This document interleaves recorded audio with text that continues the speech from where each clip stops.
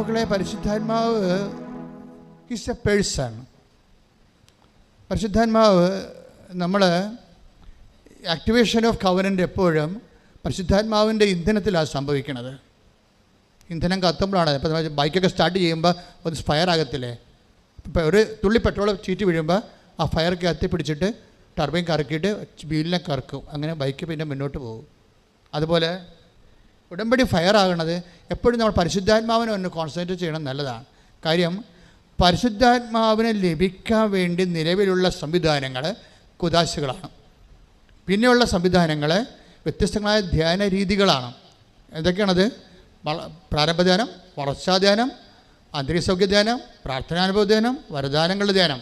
ഈ വരദാനങ്ങളുടെ ധ്യാനത്തിൻ്റെ സെക്ഷനിൽ അപ്പോൾ നമ്മളൊരു 2.5 കൊല്ലം പിന്നിട്ടിരിക്കും. ധ്യാന പരിചരണത്തിൽ ആണ് നമുക്ക് ദർശനങ്ങൾ ലഭിക്കണത്, സ്വപ്നങ്ങൾ ഉണ്ടാകണത്.